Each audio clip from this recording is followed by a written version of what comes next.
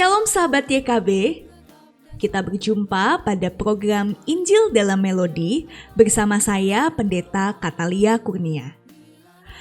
Nah, pada kesempatan ini saya mengajak kita untuk bersama-sama mengulik lebih dalam akan lagu Bila Sangkakala Menggegap yang terdapat di dalam Kidung Jemaat nomor 278. Adapun judul asli dari lagu ini adalah When the Trumpet of the Lord Shall Sound. Lagu ini diterjemahkan ke dalam bahasa Indonesia oleh E.L. Pohan dan Yamuger. Adapun syair dan melodi lagu ini diciptakan oleh James Milton Black. James lahir pada tahun 1856 di New York dan meninggal pada tahun 1938 di Pennsylvania. Sejak muda, James sudah menunjukkan bakat luar biasa dalam bermusik. Ia belajar beberapa alat musik sekaligus, termasuk piano dan organ. Pada tahun 1881, James pindah ke Pennsylvania dan aktif melayani di Methodist Church of Williamsport. Tidak hanya melayani di bidang musik, namun James juga menjadi guru sekolah minggu dan pembina remaja. Dan di sela-sela waktu luangnya, James pun juga menulis lagu-lagu rohani. Ada lebih dari 1.500 lagu yang telah dituliskan oleh James semasa hidupnya. Nah, suatu hari pada tahun 1893, James hendak pergi berjalan ke kantor pos. Pada saat itu, James mengambil jalan pintas melalui sebuah gang yang tidak pernah ia lewati sebelumnya. Gang itu merupakan pemukiman miskin. Nah, ketika James melintasi gang tersebut, ia berjumpa dengan seorang anak perempuan yang sedang menyapu teras rumahnya. James pun tergerak untuk menyapa gadis kecil itu, sehingga James berhenti, lalu dia bertanya kepada si gadis kecil ini, "Halo nak, siapa namamu?" Gadis itu pun menjawab, "Namaku Bessie." Lalu James pun kembali bertanya, "Bessie, apakah kamu pergi ke gereja?" Lalu Bessie menjawab, "Tidak, Pak. Saya tidak punya pakaian yang layak untuk dipakai ke gereja." Dia menjawab itu dengan muka yang sedih.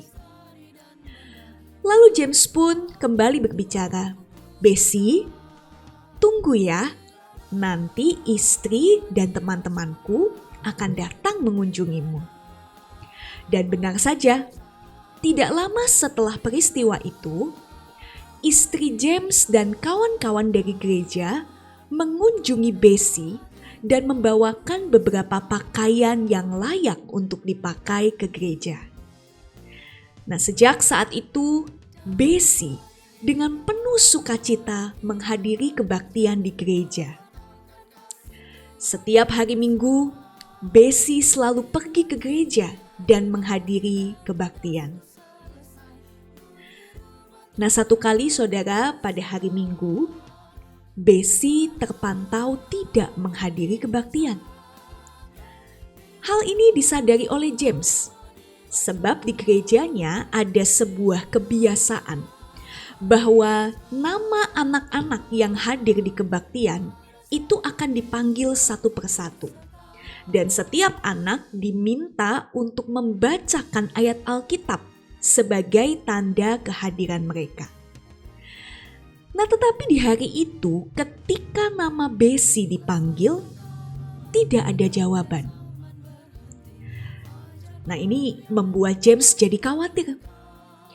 Karena dia tahu bahwa Bessie sangat rajin hadir di dalam kebaktian. Maka James pun berpikir, apakah ayah Bessie yang merupakan seorang pecandu alkohol melarang Bessie untuk pergi ke gereja. Atau jangan-jangan Bessie sedang sakit sehingga dia tidak bisa pergi ke gereja.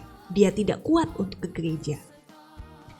Nah, maka setelah ibadah selesai, James dan istrinya pergi mengunjungi Bessie. Dan ternyata saudara, Bessie sakit. Maka James menelepon dokter.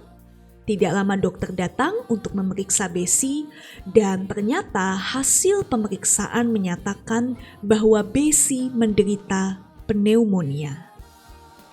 Nah, hal ini membuat James dan istrinya begitu sedih. James sedih karena Bessie sakit. Dan karena sakitnya itu, Bessie tidak dapat ke gereja. Bessie tidak dapat merespon ketika namanya dipanggil. Nah, peristiwa ini saudara yang membuat James menuliskan lirik dan melodi lagu Bila Sangkakala Menggegap. Makanya kan di ref kita mendengar ada lirik bila nama dibacakan, bila nama dibacakan. Nah, ini terinspirasi dari kisah Bessie ini.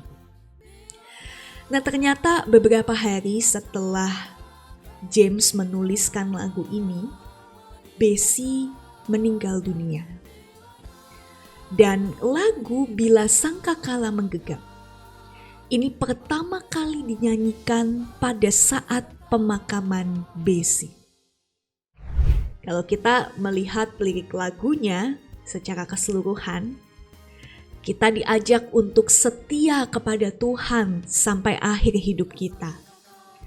Sehingga ketika nama kita dipanggil, nama kita dibacakan di akhir zaman, kita bisa menjawab. Dan pada akhirnya kita menikmati kebahagiaan kekal bersama Bapa di surga. Nah, saya percaya saudara tentu kita rindu untuk diam di rumah Tuhan sepanjang masa. Karena itu selama kita masih hidup di dunia ini, taat dan setialah kepada Tuhan. Maka tentu mahkota kehidupan akan dikaruniakan bagi kita, anak-anaknya yang setia. Tuhan memberkati kita.